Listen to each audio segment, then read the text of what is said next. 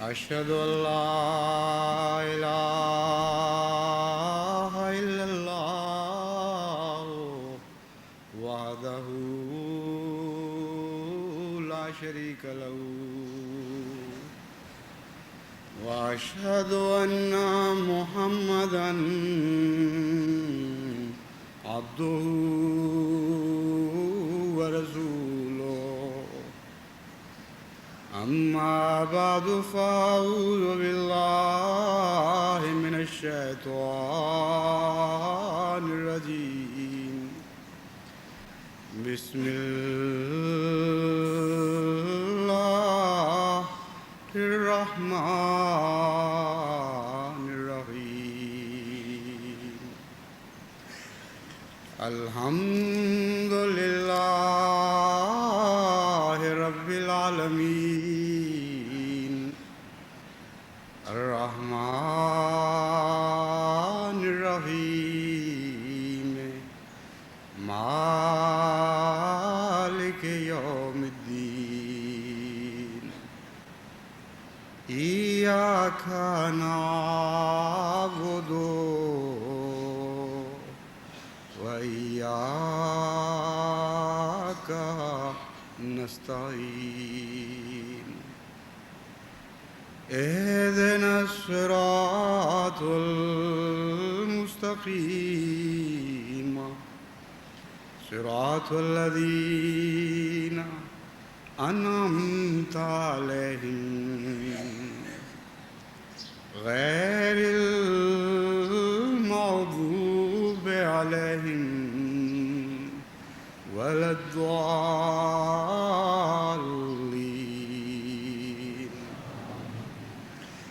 لقد أرسلنا نوحا إلى قومه فقال يا قوم اعبدوا الله ما لكم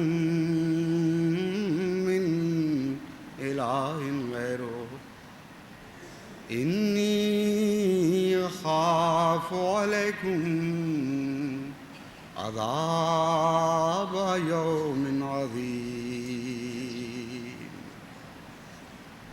أبلغكم رسالات ربي وأنصح لكم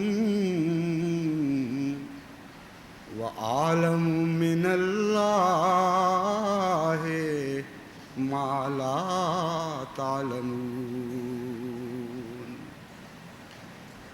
وأعلم من الله ما لا تعلمون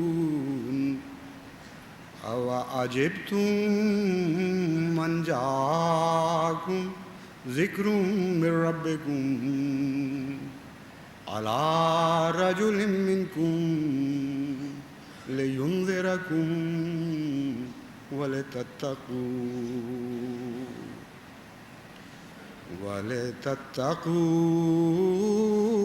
ولعلكم ترحمون.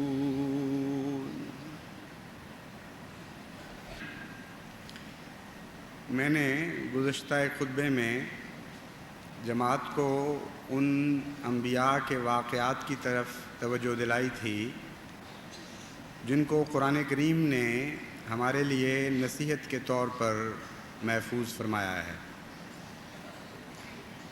قرآن کریم کا یہ اسلوب ہے کہ جو بھی تعلیم دیتا ہے یا جن باتوں سے منع فرماتا ہے ان کی عملی مثالیں بھی تاریخ مذہب سے نکال کر ہمارے سامنے رکھتا ہے، اور وہ مثالیں اپنے مضمون میں ایک خاص شان رکھنے والی مثالیں ہوتی ہیں.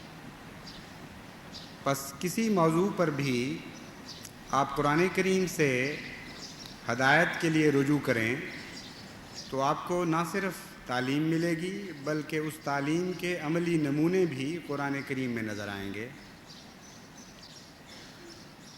آج کل جماعت کو میں خاص طور پر داعی اللہ بننے کی تلقین کر رہا ہوں، اور اسی سلسلے میں میں نے نصیحت بالحق، تواصع بالحق جس کو کہتے ہیں، اس کی طرف متوجہ کیا تھا،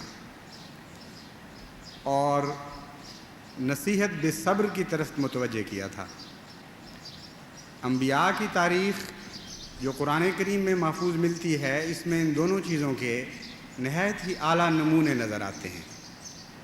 اور اگر ہم اس تاریخ پر اس نقطۂ نگاہ سے نظر دوڑائیں کہ ہمیں بہترین نصیحت کے طریق معلوم ہوں، نصیحت حق کے ساتھ کیسے کی جاتی ہے، کس بات کو نصیحت بالحق کہا جاتا ہے، اور صبر کے بہترین طریق معلوم ہوں، تو ان قصص پر ہمیں غور کرتے رہنا چاہیے۔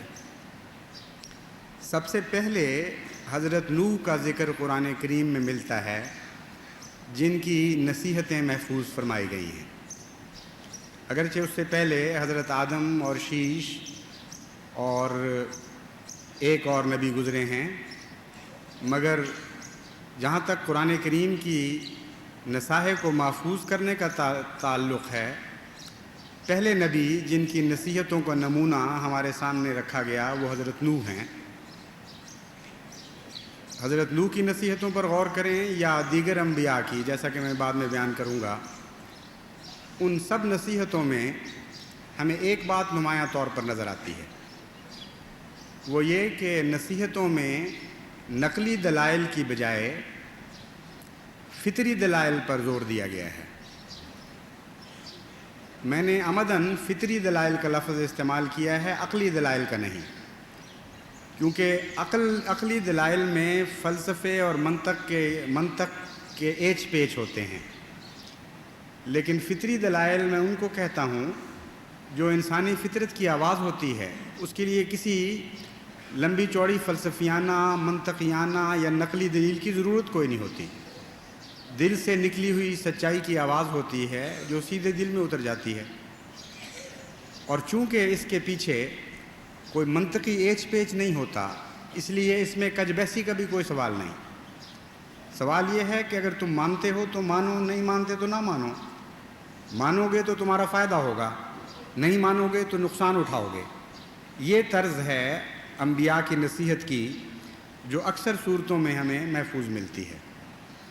حجت و براہین کا بھی ذکر ملتا ہے، وہ بھی ایک خاص انداز کی حجت اور براہین ہیں، لیکن جہاں تک حضرت نوح کا تعلق ہے وہ ساری نصائح فطری نوع کی نصائح ہیں۔ سب سے پہلے تو قرآن کریم فرماتا ہے کہ جب ہم نے نوح کو بھیجا اپنی قوم کی طرف، تو انہوں نے کہا کہ اے قوم، اللہ کی عبادت کرو، اس کے سوا کوئی معبود نہیں۔ میں تمہیں عذاب عظیم کے دن سے ڈرا رہا ہوں۔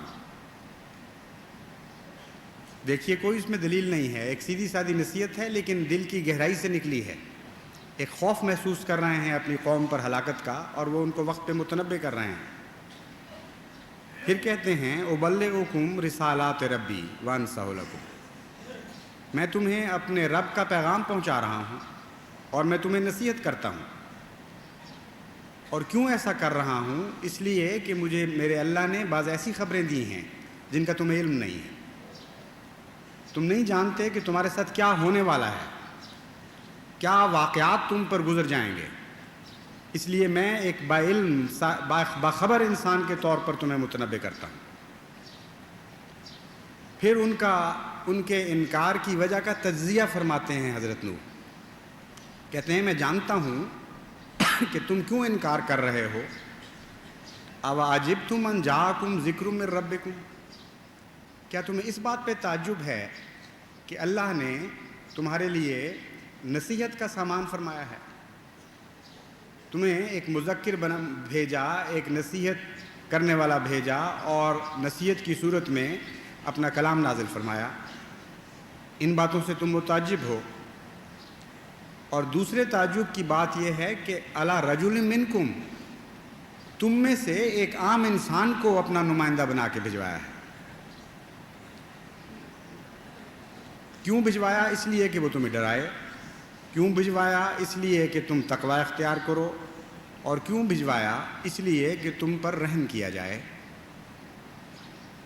اس دلیل پر آپ غور کریں تو ایک بات جو واضح طور پر سامنے آتی ہے وہ یہ ہے کہ اکثر قومیں تعجب کی بنا پر انکار کیا کرتی ہیں۔ تعجب عدم ایمان کے نتیجے میں پیدا ہوتا ہے۔ واقعہ یہ ہے کہ خدا تعالیٰ کی ہستی پر ایمان اٹھ چکا ہوتا ہے، اور یہ بات کہ واقعتاً اللہ کسی بندے سے کلام بھی کرتا ہے یا کر سکتا ہے صرف قصے کہانی کی بات ہوتی ہے۔ اتنے پرانے زمانے میں یہ واقعہ تو ہم مان سکتے ہیں جس کا ہم سے کوئی تعلق نہ ہو، ایک کہانی ہے صرف، لیکن واقعاتی دنیا میں ایسا ہو جائے اس پر کسی کو ایمان نہیں ہوتا۔ لیکن جب بھی خدا نے کسی کو بھیجا ہے اسی طرح بھیجا ہے، اس سے بھی کوئی انکار نہیں۔ تو یہ دلیل اپنی ذات میں بظاہر کوئی وزن نہیں رکھتی اس لحاظ سے کہ ایک دعویٰ ہے، لیکن دعویٰ اس نوعیت کا ہے کہ جب آپ اس کا تجزیہ کریں تو اس کو مانے بغیر چارہ نہیں رہتا۔ جب سے دنیا بنی ہے، جب بھی خدا تعالیٰ نے کسی کو بھیجا ہے، ہمیشہ سب سے بڑی وجہ انکار کی تعجب ہوا ہے کہ یہ کیسے ہو سکتا ہے کہ بیٹھے بٹھائے آج کی دنیا میں اچانک اللہ نے کسی بندے سے کلام کرنا شروع کر دیا ہو اور اس کو نمائندہ بنا کر بھیج دیا ہو اور کہا ہو کہ جاؤ اور نصیحت کرو اور جاؤ اور قوم کو ڈراؤ، اور پھر ہمارے جیسا انسان ہو، عام انسان۔ قرآن کریم بار بار ایسے تعجب کا ذکر فرماتا ہے، اور جب آپ تاریخ انبیاء پر نظر دوڑائیں تو ہمیشہ اس بات کو سچا پائیں گے۔ اس لیے دعویٰ ایسا ہے جس کی تاریخ انسانی گواہی دے رہی ہے، اس کے سوا کوئی واقعہ اور نظر نہیں آتا۔ پھر فرمایا کہ اس کی میرے سچائی کی دلیل اس پیغام میں ہے جو میں تمہارے پاس لے کے آیا ہوں۔ لِيُنذِرَكُمْ، تمہیں تعجب ہے کہ خدا نے بھیجا کہ تمہیں ڈرائے اور تمہیں تقویٰ کی تعلیم دے اور ایسے راستوں پر تمہیں ڈالے جن سے تم پر رحم کیا جائے۔ یہ بھی بظاہر دعویٰ ہے لیکن اپنی صداقت کی دلیل اپنے اندر رکھتا ہے۔ کبھی دنیا میں کوئی جھوٹا آپ نہیں دیکھیں گے جو یہ کام کرنے کے لیے آیا ہو۔ جھوٹا نیکی کی تعلیم دے، یہ کیسے ہو سکتا ہے؟ جھوٹے کی تعلیم کا جائزہ لیں تو پتہ لگے کہ اس پر عمل کرنے کے نتیجے میں قوم پر رحم کیا جائے گا۔ جھوٹے کی تعلیم پر عمل کریں تو معلوم ہوگا کہ بڑے بڑے خطرناک واقعات سے متنبع کر رہا ہے کہ اس بات میں اپنی اصلاح کر لو ورنہ یہ ہلاکت تمہارے سامنے کھڑی ہے، اور جلد یا بدیر تم اس ہلاکت میں مبتلا ہو جاؤ گے۔ یہ تین باتیں جو حضرت نوح نے بیان فرمائی اپنے متعلق، یہ تینوں باتیں ایسی ہیں کہ جب سے دنیا بنی ہے کسی جھوٹے نے یہ باتیں کہی نہیں، نہ اس کا مقصد ہوتا ہے۔ تو قرآن کریم کی نصائح جیسا کہ میں نے بیان کیا ہے سیدھی سادھی نصائح ہیں، بظاہر دلیلیں ساتھ نہیں لیکن مبنی بر حق ہیں۔ اس کو کہتے ہیں تواصوا بالحق۔ انہوں نے نصیحت کی حق کے ساتھ۔ سچائی میں کتنا وزن ہے، اتنا اس کے اندر قائل کرنے کی طاقت ہے کہ وہ خود دلیل بن جاتی ہے اپنی، جس طرح سورج خود اپنی دلیل بن جاتا ہے، روشنی خود اپنی دلیل ہوتی ہے، اسی طرح سچائی خود اپنی دلیل ہوتی ہے، اس کو کسی اور ایچ پیچ کی ضرورت نہیں ہوتی۔ حضرت نوح کے اس پیغام کو سن کر قوم نے وہی جواب دیا جس کے متعلق حضرت نوح پہلے ہی ان کو متنبع کر چکے تھے۔ حضرت نوح نے ان کو بتایا کہ میں جانتا ہوں تمہارے دل کے حالات کیا ہیں، میں خوب سمجھتا ہوں کہ تمہارے ذہن میں کیا باتیں گزر رہی ہیں، کیا شکوک ہیں۔ تم کہتے ہو ہماری طرح کا ایک آدمی اٹھا ہے اور خدا نے اس سے کلام شروع کر دیا، ہم یہ ماننے کے لیے تیار نہیں۔ اس سے ایک اور بات پتہ لگی کہ جب سے دنیا بنی ہے وہ پہلا نبی جس کی نصیحتیں محفوظ کی گئیں اس وقت بھی یہی عقیدہ تھا کہ کوئی نہیں آئے گا۔ یعنی حضرت نوح کے زمانے میں قوم نفسیاتی لحاظ سے اس بیماری میں مبتلا ہو چکی تھی کہ اب کوئی نہیں آ سکتا۔ پہلے زمانوں میں خدا نے کسی کو بھیج دیا ہو تو ہم مانتے ہیں، لیکن حضرت نوح کے زمانے کا انسان اپنے آپ کو بڑا ایڈوانسڈ انسان سمجھ رہا تھا، ایسا ترقی یافتہ کہ جس کی عقل روشن ہو چکی تھی، وہ سمجھتا تھا کہ اب میں بالغ نظر ہو گیا ہوں۔ پرانے لوگوں کے لیے ان میں سے کوئی نصیحت کرنے والا آیا ہو تو کوئی حرج نہیں، لیکن ہمارے اندر ہم میں سے کوئی اٹھے اور کہہ دے کہ خدا مجھ سے کلام کرتا ہے، یہ ہم نہیں مانیں گے۔ تو نبوت کے ہمیشہ کے لیے ختم ہونے کا تصور اس پہلے نبی کی قوم نے پیش کیا ہے جس نبی کے واقعات قرآن کریم نے ہمارے سامنے بیان فرمائے ہیں۔ تفصیل کے ساتھ۔ اب اس کا جواب سنیے، کہتے ہیں وقال الملأ الذین کفروا من قومہ ما نراک الا بشرا مثلنا، وہی جواب دیا کہ اے نوح ہم تو تجھے اپنے جیسا ایک عام انسان دیکھ رہے ہیں، وما نراک الا اتبعک الا الذین هم اراذلنا بادی الرائے، کہ صرف یہی نہیں کہ تم ہمارے جیسے عام انسان ہو، بلکہ ہم جیسے انسانوں میں سے بھی ایک ذلیل انسان ہو، کیونکہ تمہاری پیروی کرنے والے سارے کمینے لوگ ہیں، گھٹیا گھٹیا عام انسان۔ تم میں ہم کسی بڑے عالم کو نہیں دیکھتے شامل تمہاری جماعت میں، کسی بڑے بادشاہ کو، کسی بڑے نواب کو، چھوٹے چھوٹے گھٹیا گھٹیا لوگ ہیں جن سے تیرا آغاز ہوا ہے۔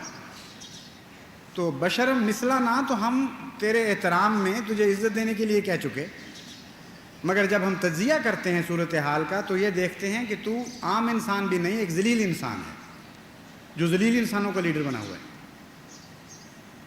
اب حضرت نوح کے وقت سے لے کر حضرت صلی اللہ علیہ وآلہ وسلم کے وقت تک کا آپ جائزہ لیں تو یہ دلیل اسی طرح قائم چلی آ رہی ہے، ایک ذرے کا شوشے کا بھی اس میں فرق نہیں پڑا۔ حضور صلی اللہ علیہ وآلہ وسلم تشریف لائے تو یہی اعتراض اہل مکہ نے کیا کہ تو غلاموں کا مولا بنا ہوا ہے، تیرے پیچھے بلال ہے، تیرے پیچھے خباب ہے، تیرے پیچھے اس قسم کے گھٹیا گھٹیا لوگ ہیں، ہم تجھے کس طرح مانیں؟ تمام رؤسائے مکہ ایک طرف اور یہ چھوڑے سے چند ذلیل لوگ، چند غلام، چند لونڈیاں ایک طرف۔ تو کوئی بھی تبدیلی آپ نہیں دیکھیں گے، نہ انبیاء کی نصیحت میں کوئی تبدیلی دیکھیں گے، نہ ان کی قوم کے جواب میں کوئی تبدیلی دیکھیں گے، اور ہمیشہ قوم کو اس شک میں مبتلا پائیں گے کہ اب کوئی نہیں آ سکتا۔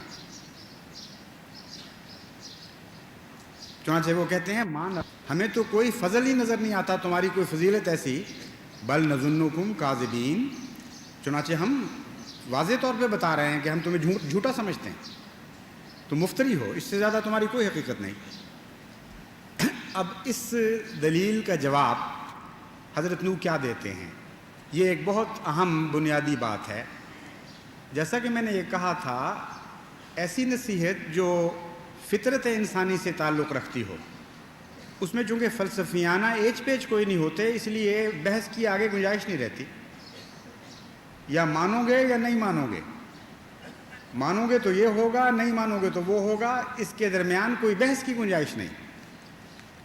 چنانچہ حضرت نوح قوم کو مخاطب کرتے ہوئے فرماتے ہیں قال یا قوم ارأیتم ان کنت علی بینۃ من ربی وآتانی رحمۃ من عنده فعمیت علیکم انلزمکموہا وانتم لہا کارہون، انلزمکموہا وانتم لہا کارہون۔ حضرت نوح نے کہا کہ اے قوم، یہ تم کیوں سوچتے نہیں، تم کیوں غور نہیں کرتے اس بات پر کہ اگر میں خدا کی طرف سے کھلے کھلے نشانوں پر بھیجا گیا ہوں، یعنی کھلے کھلے نشانوں کے ساتھ بھجوایا گیا ہوں، اور میرے خدا نے اس پر رحمت فرمائی ہو، فَأُمِّيَتْ عَلَيْكُمْ، اور یہ بات تمہیں نظر نہ آئے، تمہاری آنکھیں اندھی ہو جائیں اور نہ پہچان سکیں کہ وہ لوگ جو خدا کی رحمت کے ساتھ آتے ہیں ان کے آثار اور ہوتے ہیں۔ یہاں بھی بظاہر دعویٰ ہے لیکن دلیل اس کے اندر موجود ہے۔ جو اللہ کی رحمت کے ساتھ آتا ہے اس میں اور جو شیطان کی لعنت کے ساتھ آتا ہے، زمین و آسمان کا فرق ہوتا ہے۔ نظری فیصلہ، سرسری فیصلہ یہ بتا سکتا ہے کہ کون خدا کے ساتھ اور خدا کی رحمت کے ساتھ آیا ہے، اور کون شیطانی صفات رکھتا ہے اور شیطان کی لعنتیں اس کے ساتھ وابستہ ہو چکی ہیں۔ فرمایا یہ تو کھلی کھلی بات ہے، اگر تمہیں نہیں نظر آتا تو تم اندھے ہو چکے ہو اس بارے میں تمہیں کیا کر سکتا ہوں تمہارے ساتھ؟ انلزمکموہا وانتم لہا کارہون، میں کیسے زبردستی تمہیں منوا لوں گا جب تم پسند نہیں کرتے۔ بات وہاں ختم ہو گئی، دلیل آگے نہیں چلی۔ اتنا کہا کہ فطرت کی آواز تھی، جن کی فطرتیں مسخ ہو چکی ہوں ان تک نہیں پہنچ سکی۔ ایسے بصائر تھے جو بینات تھے، چاند سورج کی طرح روشن تھے، جن کی آنکھیں اندھی ہیں وہ ان کو نہیں دیکھ سکے۔ اس سے زیادہ میں اب کچھ نہیں کہہ سکتا کہ اب میرے میں یہ طاقت نہیں کہ میں زبردستی تمہیں منوا لوں۔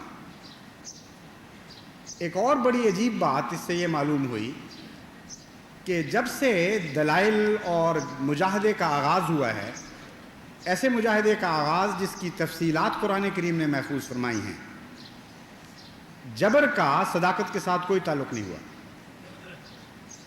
ہمیشہ جبر مخالفین کے ہاتھ میں رہا ہے، جھوٹوں کے ہاتھ میں رہا ہے۔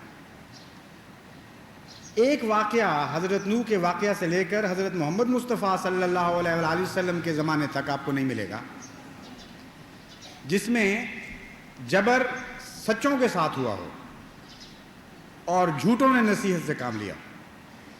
بلا استثناء ہمیشہ سچوں نے نصیحت سے کام لیا اور جھوٹوں نے جبر کی کوشش کی۔ تو حضرت نوح نے یہ جب بھی کہا کہ ہم تمہیں کس طرح انلزمکموہا وانتم لہا کارہون، کہ ہمیں تو یہ بات سچتی ہی نہیں ہے، ہمارا جبر سے تعلق ہی کوئی نہیں ہے، اس لیے ہمیں تو کوئی سلیقہ نہیں معلوم جس کے ذریعے سے ہم زبردستی تمہارے اندر صداقت کو داخل کر دیں۔ ہاں تمہیں اگر معلوم ہو جبر کے طریقے تو تم وہ کرتے رہو، لیکن سچائی کا جبر کے ساتھ کوئی تعلق نہیں۔ پھر انہوں نے ایک لمبی نصیحت کی جس میں فرمایا کہ دیکھو تمہیں اس سچائی کے آثار نظر کیوں نہیں آتے؟ میں تم سے کوئی لالچ نہیں رکھتا، کوئی ذاتی مطالبات لے کر نہیں آیا، میں تو تم سے ماریں کھاتا ہوں، تکلیفیں اٹھاتا ہوں اور یہ کہتا ہوں کہ میرا اجر اللہ کے پاس ہے۔ کبھی جھوٹوں میں یہ آثار بھی تم نے دیکھے ہیں کہ کوئی ذاتی حرص نہ ہو بلکہ خود لٹا رہے ہوں اپنے اموال، کوئی مدد نہ چاہیں بلکہ ان کی مدد کر رہے ہوں، تکلیف اٹھا رہے ہوں دوسروں کی خاطر، اور یہ کہیں کہ خدا کے پاس ہمارا اجر ہے۔ اور فرمایا کہ یہ جو تم کہتے ہو کہ میرے ساتھ گھٹیا لوگ شامل ہیں، ذلیل لوگ ہیں، تو میں کیا کروں کہ یہ سچے ہیں، ان کے دل پر میں نظر رکھ رہا ہوں اور اللہ بہتر جانتا ہے کہ ان کے دل کتنے پاک ہیں اور ان میں کتنا پیار ہے میرے رب کا۔ خدا کی ان دلوں پر نظر پڑ رہی ہے، اس لیے ان غریبوں کو میں ہرگز دھتکار نہیں سکتا تمہاری خاطر۔ کیسا دو ٹوک اور صاف جواب دیا ہے۔ اور جہاں تک ان کی غربت کا تعلق ہے، ان کی کم مائگی کا تعلق ہے، وہ کہتے ہیں اگرچہ میں یہ دعویٰ تو نہیں کرتا کہ اندی خزائن اللہ ہے، کہ میرے پاس اللہ کے خزانے ہیں، اور اس دعوے کے نتیجے میں یہ آئے بھی نہیں غریب لوگ، کسی ظاہری لالچ کے نتیجے میں نہیں آئے، کیونکہ میں نے دعویٰ ہی نہیں کیا۔ میں نے تو نہیں کہا کہ تم آؤ گے تو میں تمہیں پیسے دوں گا، بلکہ ایسے بلانے والے تو پیسے مانگا کرتے ہیں خدا کی خاطر، خدا کی راہ میں خرچ کرنے کے لیے، ذات پر نہیں۔ فرمایا لیکن ایک بات میں تمہیں بتا دیتا ہوں کہ میں یہ بھی نہیں کہہ سکتا لا اقول للذین تزدری اعینکم لن یؤتیہم اللہ خیرا، کہ اللہ ان کو مالدار نہیں بنائے گا، کیونکہ تقدیر الہی یہ ہے کہ وہ غریب جو اپنا سب کچھ لے کر خدا کی راہ میں حاضر ہوا کرتے ہیں، اللہ تعالیٰ ان کو مالدار بنا دیا کرتا ہے، ان کو غریب نہیں رہنے دیتا۔ یہ قومیں تمام دنیا سے زیادہ مالدار ہو جاتی ہیں اور دنیا کی موتی بن جایا کرتی ہیں۔ اللہ عالم بما فی انفسہم انی اذا لمن الظالمین، کہ دیکھو میرے اللہ کو پتہ ہے کہ ان کے دل کی کیا حالت ہے، اگر میں ان سے تذلیل کا سلوک کروں تمہاری طرح، میں ان کو گھٹیا سمجھوں تو میں ظالموں میں سے شمار کیا جاؤں گا۔ پھر فرماتے ہیں لا ینفعکم نصحی ان اردت ان انصح لکم ان کان اللہ یرید ان یغویکم، اے لوگوں میں تمہیں نصیحت کرتا تو ہوں لیکن جانتا ہوں کہ میری نصیحت تمہیں فائدہ نہیں پہنچا سکے گی، خواہ میں کتنی ہی خواہش رکھوں کہ یہ نصیحت تمہیں فائدہ پہنچا دے۔ ان کان اللہ یرید ان یغویکم، اگر اللہ نے یہ فیصلہ کر لیا کہ وہ تمہیں گمراہ رکھے گا،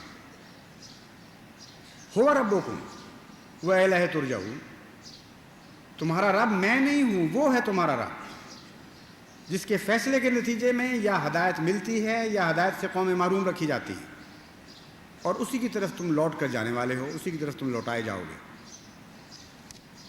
کتنی عظیم الشان باقی رہنے والی صداقت ہے جو بیان فرمائی گئی۔ فرمایا نصیحت میں کرتا تو اس خاطر سے ہوں کہ یہ نصیحت تمہارے دلوں میں اتر جائے، میری خواہش نہیں، میرا ارادہ ہے کہ جس طرح بھی بن پڑے میں تمہیں سچائی کی طرف لے آؤں، لیکن اس کے باوجود میں اپنی بے بسی سے بھی واقف ہوں، جانتا ہوں کہ میں ایک بے طاقت انسان ہوں، ایک بشر ہوں، میرے قبضہ قدرت میں کچھ نہیں ہے، ہاں اللہ ہے جو دلوں کا مالک ہے، وہ اگر چاہے گا تو یہ نصیحت تمہیں فائدہ دے گی، اگر نہیں چاہے گا تو نہیں دے گی، اور اگر تم نے میری نصیحت نہ مانی تو مجھ سے تمہیں کوئی خوف نہیں کرنا چاہیے۔ کیسی عجیب نصیحت کر دی ہے مومنوں کو کہ اگر تمہاری کوئی نصیحت نہ مانے تو ہرگز غصہ نہیں کرنا، ہرگز دھمکی نہیں دینی، قانون کو اپنے ہاتھ میں نہیں لینا، یہ فیصلہ نہیں کرنا کہ چونکہ اس نے نہیں مانا اس کے ساتھ میں یہ کروں گا، یہ کہنا چاہیے اس کے مقابل پر، جیسا کہ نوح نے فرمایا کہ اللہ تمہارا رب ہے، میں تو رب نہیں ہوں، جان تم نے اس کو دینی ہے، اس کے حضور حاضر ہونا ہے، میں یہاں بیٹھ کے فیصلے کرنے لگ جاؤں کہ تمہیں یہ سزا ملے گی اور وہ سزا ملے گی، تو کیسی غیر معقول بات ہوگی۔ اور اس طرز کلام میں بڑی صداقت ہے۔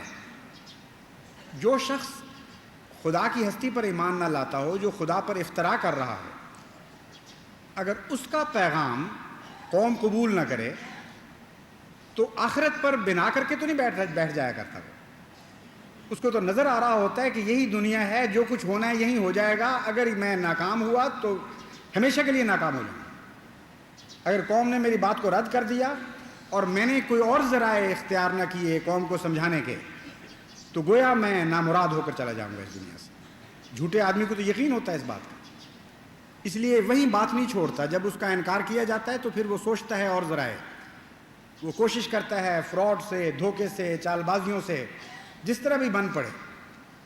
اگر دہشت پسندی سے اس کا کام چلے گا تو دہشت پسندی کو اختیار کر لے گا۔ چنانچہ آج کی دنیا میں جتنی دہریہ قومیں ہیں، جب ان کے پیغام کو بعض دوسری قومیں نہیں مانتی تو سارے ہتھیار وہ استعمال کرتے ہیں۔ کبھی کسی جھوٹے اور دہریہ سے آپ یہ بات نہیں سنیں گے کہ اچھا تم اگر اشتراکیت کو قبول کرتے ہو تو نہیں کرو، نہیں کرتے تو نہ کرو، آپ ہی اللہ کو جواب دو۔ یہ تو سچتی نہیں بات، پاگلوں والی بات لگے گی۔ وہی انسان ایسی بات کہہ سکتا ہے، اسی کے منہ سے یہ کلمہ نکل سکتا ہے جو کامل یقین رکھتا ہے اپنے رب پر اور یوم آخرت پر۔ اس کو فرق ہی کوئی نہیں پڑ رہا، فرق ان کو پڑ رہا ہے جو نہیں مان رہا ہے، تو وہ الگ ہو جاتا ہے، کہتا ہے میں دکھ تو تمہارا محسوس کر رہا ہوں، لیکن اس دنیا میں تم مجھ سے کوئی زیادتی نہیں دیکھو گے، کسی قسم کا جبر نہیں پاؤ گے، کیونکہ مجھے پتہ ہے میرے رب نے بھیجا ہے، اور مجھے یہ بھی پتہ ہے کہ تم نے آخر مرنا ہے اور جان دینی ہے، تو جب اس کے حضور پیش ہوگے تو تم جانو اور تمہارا رب جانے، میرا کیا تعلق ہے کہ بیچ میں دخل اندازی کروں۔ اور پھر ایک اور بات، ایسی عجیب تاریخ ہے مذہب کی کہ سچے بھی ایک ہی قسم کی باتیں کرتے ہیں اور جھوٹے بھی ایک ہی قسم کی باتیں کرتے ہیں، کوئی فرق آپ نہیں دیکھیں گے۔ حضرت صلی اللہ علیہ وآلہ وسلم کے زمانے کے بعد حضرت مسیح موعود تک آ جائیں، آپ کے کامل غلام کا زمانہ، 100% وہی دلائل سچائی کی طرف سے دیے جا رہے ہیں، 100% وہی دلائل جھوٹ کی طرف سے دیے جا رہے ہیں۔ چنانچہ حضرت نوح ان کے انکار کی ایک وجہ بیان کر کے اس کا جواب دیتے ہیں، فرماتے ہیں ام یقولون افترا، کیا یہ لوگ کہتے ہیں کہ نوح نے جھوٹ بول دیا، اب یہ خدا بیان فرما رہا ہے حضرت نوح کی طرف سے۔ یہ لوگ کیا باتیں کرتے ہیں، کیسی احمقانہ باتیں کر رہے ہیں کہ نوح نے اللہ پر جھوٹ بولا ہے۔ قل ان افتریتہ، اے نوح ان سے کہہ دے کہ اگر میں نے جھوٹ بولا ہو فعلیہ اجرامی، تو اس کا گناہ مجھ پر پڑے گا، تمہیں کیا تکلیف ہے۔ اس میں بھی ایک حیرت انگیز دلیل ہے، وہی فطری دلیل جس کے لیے نہ کسی علم کی ضرورت ہے نہ کسی منطقی چلاکیوں کی ضرورت ہے، سیدھی سادھی ایک دلیل ہے جو دل سے نکلتی ہے اور دل میں ڈوب جاتی ہے۔ پہلے یہ مسلک اختیار کر لیا کہ اگر تم نہیں مانتے تو میرا تم پر کوئی جبر نہیں، کیونکہ مجھے پتہ ہے کہ تم جواب دہ ہوگے، اس لیے جب میں تمہارے معاملات میں دخل نہیں دیتا، پیغام پہنچاتا ہوں اور ایک طرف ہٹ جاتا ہوں، تو تمہیں کیا حق ہے کہ تم مجھ سے زبردستی کرو؟ اگر میں جھوٹا ہوں تو میں سزا یافتہ ہوں، میرا جرم مجھ پر پڑے گا۔ تمہیں عجیب تکلیف میں مبتلا ہو، مصیبت میں پڑے ہوئے ہو کہ جھوٹا ہے اس کو تباہ کرو۔ تو جھوٹوں کو تباہ کرنا اللہ کا کام ہے جن پر جھوٹ بولا جاتا ہے۔ تم کون لگتے ہو سچائی کے؟ تم کون سے خدا کی طرف سے داروغہ بنائے گئے ہو کہ جھوٹوں کو تباہ کرنے کے لیے تمہیں کھڑا کیا گیا؟ اگر جھوٹوں کو تباہ کرنے کے لیے تمہیں کھڑا کیا گیا ہے تو ساری دنیا جھوٹ سے بھری پڑی ہے، کہاں کہاں نپٹو گے؟ کس کس کو ہلاک کرو گے؟ تمہارے بس کی بات نہیں ہے۔ فرمایا معقول طریق ہے، فطرت کی آواز ہے، میں تم سے ایک انسانی سلوک کر رہا ہوں، تم مجھ سے وہ انسانی سلوک کرو۔ میں تمہیں کہتا ہوں کہ تم نہیں مانتے تو ٹھیک ہے، خدا کی خاطر بلا رہا تھا اور یہ دعویٰ کر رہا تھا کہ خدا کے پاس تم جاؤ گے، اس کے بعد مجھے فکر ہی کوئی نہیں رہتی، اگر میں سچا ہوں تو آپ ہی دیکھ لو گے، اور اگر میں جھوٹا ہوں تو جس خدا پر جھوٹ بول رہا ہوں اس کو غیرت نہیں آ رہی اور تمہیں زیادہ جوش آ رہا ہے، یہ کون سی بات ہے؟ علیہ اجرامی، تم بالکل فکر نہ کرو، میرا جرم مجھ پر پڑے گا اور میں ہلاکت سے بچ نہیں سکتا اگر میں خدا پر جھوٹ بول رہا ہوں۔ وَأَنَا بَرِيءٌ مِّمَّا تُجْرِمُونَ، اور میں بری ہوں تمہارے جرموں سے۔ کیسی پاکیزہ دلیل ہے، کیسی عمدہ طرز استدلال ہے۔ نہ عربی دانے کی ضرورت ہے، نہ انگریزی کے علم کی، نہ فرانسیسی سیکھنے کی، نہ دنیا کی کسی اور زبان کی۔ ایک ایسی انسانی فطرت کی زبان ہے جسے ہر کوئی کیسا بیان کر سکتا ہے اور ہر کوئی سمجھ سکتا ہے۔ سچائی کا تعلق تو دلوں سے ہے، اگر دلوں میں وہ سچائی داخل نہ ہو تو جبر سے کچھ بھی نہیں ہو سکتا۔ گردنیں تو کاٹی جا سکتی ہیں، دل قائل نہیں کیے جا سکتے۔ تو انبیاء ہمیشہ سے دو طرفہ آزادی کے قائل رہے ہیں، یک طرفہ آزادی کے نہیں۔ بعض دفعہ علماء یہ کہہ دیتے ہیں کہ آزادی ضمیر یک طرفہ ہے، یعنی سچائی کو تو حق ہے جبر کا، لیکن جھوٹ کو جبر کا حق نہیں۔ بھئی جھگڑا یہی تو ہے کہ جھوٹ کون سا ہے اور سچ کون سا ہے۔ اگر جو دونوں فریق اپنے آپ کو سچ کہہ رہے ہوں، اگر سچ کو جبر کا حق ہے تو دونوں کو ہو جائے گا، اور دونوں فریق اگر دوسرے کو جھوٹ سمجھ رہے ہوں تو اگر جبر کا حق جھوٹ کو نہیں ہے تو کسی کو بھی نہیں رہے گا۔ یہی تو جھگڑا ہے جسے طے کر رہا ہے۔ اس لیے نہایت ہی احمقانہ بات ہے کہ ایک فریق کو تو جبر کا حق ہے، دوسرے کو جبر کا حق نہیں۔ چل ہی نہیں سکتی بات، یہ غیر فطری بات بن جاتی ہے۔ انبیاء ایک کھلی فضا کا تصور پیش کرتے ہیں اور ہمیشہ سچائی نے یہ موقف اختیار کیا ہے۔ آتے ہو تو شوق سے آؤ، جاتے ہو تو شوق سے جاؤ، لیکن ہم تمہیں یہ بتا دیتے ہیں کہ یہ آزادی ہے چند دن کی۔ ایک وقت ایسا آنا ہے جب تم سب نے وہ اس دروازے سے نکل جانا ہے، یہاں سے، جو دو طرفہ دروازہ نہیں ہے۔ یعنی انبیاء تصور تو پیش کرتے ہیں یک طرفہ راستے کا، لیکن وہ اور رمانوں میں پیش کرتے ہیں۔ وہ کہتے ہیں اس دنیا میں تو دو طرفہ راستے ہیں، مذہب کے راستے سے تم اندر آ بھی سکتے ہو، جا بھی سکتے ہو، ایک دفعہ نہیں، دو دفعہ نہیں، تین دفعہ نہیں، لیکن اگر باہر جا کے مرے تو پھر ہلاکت کی موت ہوگی۔ اب یہ تمہارا اور اللہ کا معاملہ ہے، یہ کھیل کھیلو تم بے شک، 100 دفعہ آؤ 100 دفعہ جاؤ، لیکن اگر مذہب سے باہر پاؤں ہوا اور وہاں موت آ گئی تو پھر تم ہلاک ہو گئے۔ لیکن فرماتے ہیں کہ ایک رستہ ایسا ہے جو یک طرفہ رستہ ہے اور وہ موت کا دروازہ ہے۔ یہاں سے تم ایک دفعہ باہر چلے گئے تو پھر واپسی کبھی نہیں ہوگی۔ اس یک طرفہ راستے سے ہم تمہیں ڈراتے ہیں۔ اس یک طرفہ راستے کے تصور سے خوف کرو اور اپنے اعمال کا جائزہ لو کہ آج تم کس بے باکی کے ساتھ انکار کر رہے ہو، حالانکہ تمہیں انکار کا حق کوئی نہیں تھا۔ تم کہتے ہو میں نے خدا پر جھوٹ بول دیا، حالانکہ اگر خدا نے مجھ سے کلام کیا تھا تو خدا کو پتہ ہے، تمہیں کہاں سے پتہ چل گیا کہ مجھ سے کلام کیا تھا یا نہیں کیا تھا؟ جس نے کلام کیا وہ جانے، جس سے کلام ہوا اس کو پتہ ہو۔ تیسری جگہ کسی کو کس طرح پتہ چلا کہ کلام کیا ہے کہ نہیں کیا؟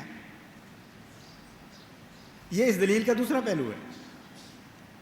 علیہ اجرامی، میں جانوں اور میرا رب جانے، جس پر میں جھوٹ بول رہا ہوں تمہارے نزدیک اس کو تو پتہ ہی نہیں بیچارے کو کہ مجھ پر جھوٹ بولا جا رہا ہے، اور جن کو کانوں کان کبھی خبر نہیں ہو سکتی وہ کہتے ہیں کہ ہم اعلان کرتے ہیں کہ یہ جھوٹا ہے، خدا نے کلام نہیں کیا۔ خدا سے کلام کے دعوے دار کو کوئی دنیا میں انسان قطعیت کے ساتھ جھوٹا کہہ ہی نہیں سکتا، یہ عقل کے خلاف بات ہے۔ وہ زیادہ سے زیادہ یہ کہہ سکتا ہے کہ ہمیں علم نہیں اور ہمارا دل مطمئن نہیں ہے۔ ہو سکتا ہے تم سچے ہو سکتا ہے جھوٹے ہو، کیونکہ خدا نے ہمیں سنا کر تمہیں پیغام نہیں بھیجا تھا، اس لیے ہم تو یہ کہہ سکتے ہیں کہ ہمیں علم نہیں ہے۔ جب تک خدا ہمارے دل کو اطمینان نہ بخشے ہم اطمینان میں زندگی بسر کریں گے۔ یہ ایک جائز طریق ہے، ایک معقول نقطہ نظر ہے، اور اس پر اگر کوئی جان دے اور خدا اس کی ہدایت کا سامان نہ کرے تو قیامت کے دن ان مجرموں کی صف میں کھڑا نہیں کیا جا سکتا جو عمدن کسی کو مفتری کہتے ہیں۔ تو یہ بھی ایک دلیل اسی میں نکل آئی کہ دیکھو میرا دعویٰ تو اللہ سے ہم کلامی کا ہے، اور تم اگر مجھے مفتری کہو گے تو تم جھوٹے ضرور ہو جاؤ گے، کیونکہ جس کو جھوٹا کہنے کا حق نہ ہو اور وہ جھوٹا کہہ دے، اگر وہ شخص جھوٹا بھی ہو تو یہ بہرحال جھوٹا ہے۔ ساتھ ایک واقعہ نہیں ہوا فرض کیجئے، تو وہ شخص جو کہتا ہے کہ یہ واقعہ ہوا جھوٹا ہے، لیکن ایک اور شخص جس کو پتہ ہی نہیں کہ واقعہ نہیں ہوا وہ آ کر حلف اٹھا دے کہ یہ واقعہ نہیں ہوا تو وہ بھی جھوٹا ہوگا، باوجود اس کے کہ بات سچی کر رہا ہے پھر بھی جھوٹا ہوگا۔ چنانچہ قرآن کریم ایسی مثال دیتا ہے کہ یہ لوگ منافقین جو یہ گواہی دیتے ہیں اللہ تعالیٰ کی قسم کھا کر کہ اے محمد مصطفیٰ تو سچا ہے، یہ گواہی ٹھیک دے رہے ہیں لیکن ہیں جھوٹے، کیونکہ ان کا دل جو مانتا ہے یہ اس کے مطابق گواہی نہیں دے رہے، ان کو حق نہیں ہے تیری شہادت دینے کا کہ تو سچا ہے۔ تو اس لیے جب بھی خدا کی طرف سے کوئی دعوے دار کھڑا ہو، انبیاء قوم کو یہ بتاتے ہیں کہ تمہیں مفتری کہنے کا حق کوئی نہیں ہے، اگر کہو گے تو خواہ یہ سچا ہو خواہ یہ جھوٹا ہو تم خود جھوٹے بن جاؤ گے۔ اس لیے خدا پر معاملہ چھوڑو اور استغفار سے کام لو، کیونکہ جس کو جان دینی ہے وہی بہتر جانتا ہے کہ کوئی سچا ہے کہ جھوٹا ہے۔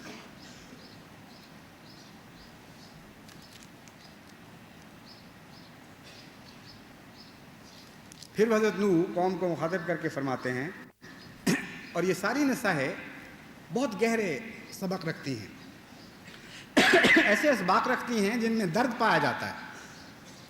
اس ساری طرز نصیحت میں آپ دیکھیں گے کہ سنجیدگی بھی ہے اور درد بھی ہے، اور یہ سچائی کے بغیر پیدا نہیں ہوتے۔ کوئی جھوٹا نصیحت کرنے والا سنجیدگی اور درد کے ساتھ نصیحت نہیں کر سکتا۔ چنانچہ انبیاء کی باتیں خود اپنی صداقت کی دلیل بنتی چلی جاتی ہیں۔ قرآن کریم حضرت صلی اللہ علیہ وآلہ وسلم کو مخاطب کر کے فرماتا ہے وَاتْلُ عَلَيْهِمْ نَبَأَ نُوحٍ إِذْ قَالَ لِقَوْمِهِ يَا قَوْمِ إِنْ كَانَ كَبُرَ عَلَيْكُمْ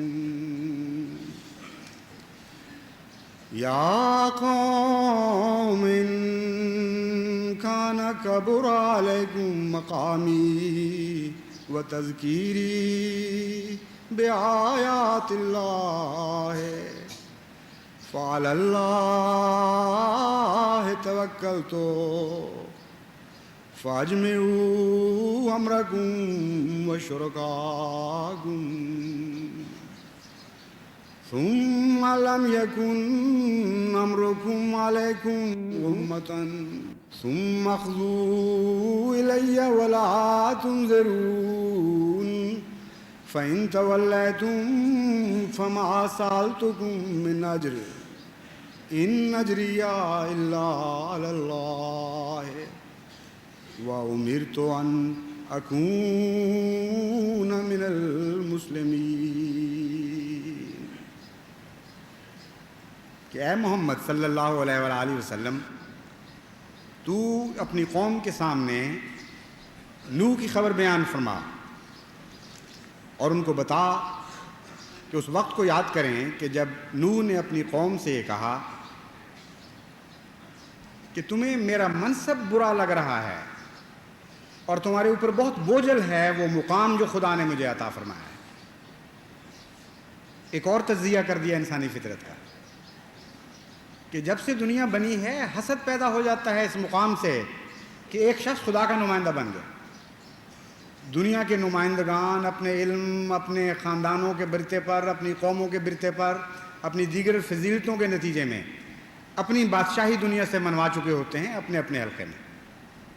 اچانک ایک آواز اٹھتی ہے کہ میں خدا کی طرف سے۔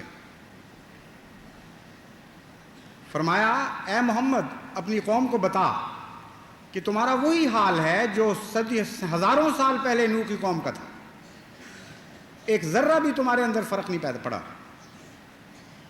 ان کے سامنے بھی جب یہ اعلان ہوا کہ خدا نے کسی کو منصب نبوت پہ فائز کیا ہے تو آگ لگ گئی قوم کو، برداشت نہیں ہوا، جل بھن گئے یہ دیکھ کر کہ ہم میں سے بظاہر ہمارے جیسا انسان، غریبوں ذلیلوں کا نمائندہ، مسکین سا شخص، اس کو خدا نے ہم سب پر حاکم بنا کر فائز فرما دیا، اولو الامر بنا دیا۔ فرمایا یہ حکم ہوگا، یہ عدل ہوگا، اس کے فیصلے ماننے پڑیں گے۔ تو فرمایا کہ کہہ دے کہ جیسا کہ نوح نے اپنی قوم سے کہا، گویا میں بھی تم سے وہی بات کہتا ہوں کہ اگر تم پر میرا مقام اور میرا منصب بوجھل ہو گیا ہے اور برداشت نہیں ہو رہا، اور یہ بات تمہیں تکلیف دیتی ہے کہ میں اللہ کی طرف سے نصیحتیں کر رہا ہوں، تو میں تمہیں یہ بتاتا ہوں کہ ان دونوں باتوں میں میرا توکل اللہ پر ہے۔ میں نے کسی کے ساتھ منصوبہ بنا کر یہ مقام حاصل نہیں کیا، میں نے کسی طاقت کے ساتھ ساز باز کر کے یہ اعلان نہیں کیا کہ میں خدا کی طرف سے آیا ہوں۔ تمہیں یہ وہم ہے شاید کہ یہ اپنے منصب کی خاطر کسی طاقت کا سہارا لیے ہوئے ہے۔ میں خوب کھول کر تمہارے کانوں سے یہ بات نکال دینا چاہتا ہوں کہ میرا منصب خدا نے دیا ہے اور وہی اس منصب کی حفاظت کرنا جانتا ہے، اسی پر میرا توکل ہے۔ بس میں تمہیں ایک اور بات ترکیب بتاتا ہوں، تم یوں کرو کہ ساری قوتیں مجتمع کر لو، خدا کے سوا جن جن پر تمہارا توکل ہے ان ساری طاقتوں کو اکٹھا کر لو، پھر کوئی شک والی بات نہ رہنے دو مجھے ہلاک کرنے کے لیے۔ جو تدبیر بن پڑتی ہے بنا لو، جو کوشش کر سکتے ہو کر دیکھو، ساری قومی طاقتیں مجتمع کر لو اور خدا کے سوا جن کو تم طاقتور سمجھتے ہو ان سب کو اپنی طرف کر لو، میری طرف نہیں ہے وہ۔ یعنی اگر کوئی یہ سمجھتا ہے کہ فلاں کا بنایا ہوا پودا ہے، فلاں کے ہاتھ کا لگایا ہوا پودا ہے، تو کھلا کھلا اعلان ہے کہ وہ طاقتیں تم سنبھال لو، مجھے تو ان سے کوئی دلچسپی نہیں۔ ان ساری دنیاوی طاقتوں کو اپنے پیٹھ پیچھے کھڑا کر لو اور پھر زور لگا کے مجھے ہلاک کرنے کی کوشش کرو، تم یقیناً ناکام ہوگے اور میں ہلاک نہیں ہوں گا۔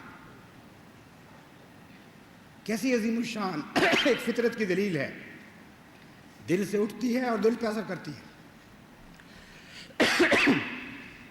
اور اگر کوئی نہ مانے تو اس کو کھلم کھلا ایک چیلنج دیا گیا ہے کہ تم پھر کر کے دیکھ لو۔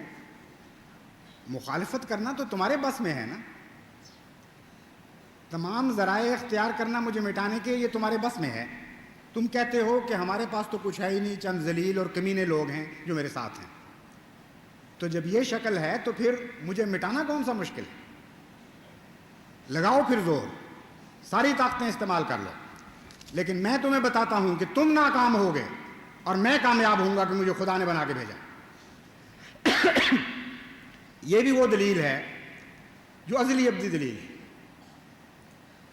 پہلا وہ نبی جس کے دلائل محفوظ کیے گئے وہ بھی وہی بات کہہ رہا تھا، اور آخری وہ نبی جو صاحب شریعت قیامت تک کا نبی ہے وہ بھی یہی باتیں کر رہا تھا، اور اس کی غلامی میں جو امام مہدی ظاہر ہوا اس نے بھی وہی باتیں کی اور ایک ذرہ بھی ان باتوں میں فرق نہیں۔ بس یہ ہے نصیحت بالحق۔ اس کے اور بھی بہت سے پہلو ہیں لیکن وہ میں بعد میں بیان کروں گا کیونکہ اب وقت زیادہ ہو رہا ہے۔ انشاءاللہ اگلے خطبے میں اس مضمون کو جاری رکھوں گا۔ ابھی تو صرف حضرت نوح کی باتیں ہیں، بہت سے انبیاء میں مختلف رنگ میں قرآن کریم نے بہت ہی عظیم الشان مضامین بیان فرمائے ہیں۔ تو جماعت احمدیہ کو چاہیے کہ اگر وہ انبیاء کی طرح اثر پیدا کرنا چاہتے ہیں اپنی بات میں تو انبیاء کے رنگ ڈھنگ اختیار کریں. قرآن کریم نے جو طریق نصیحت بیان فرمایا ہے وہی بہتر ہے, اسی میں سب سے زیادہ طاقت ہے. دنیا کی ظاہری ایچ پیچ والی دلیلیں خواہ کتنی ہی شاندار نظر آئیں, حقیقت میں انصاف گو سیدھی سادھی باتوں سے زیادہ کسی دلیل میں وزن نہیں ہو سکتا. تو اللہ تعالیٰ ہمیں بہترین رنگ میں داعی اللہ بننے کی توفیق عطا فرمائے اور انبیاء کی سنت کے مطابق ایسی گہری ایسی وزنی باتیں کرنے کی توفیق عطا فرمائے جن میں ہمارا تقوی شامل ہو کہ دشمن کے بس میں نہ ہو ان کا انکار کرنا, دل سے نکلیں اور دل میں ڈوب جائیں اور درمیان میں کوئی پردہ نہ ہو جو حائل ہو سکے. اللہ تعالیٰ ہمیں ایسی توفیق عطا فرمائے.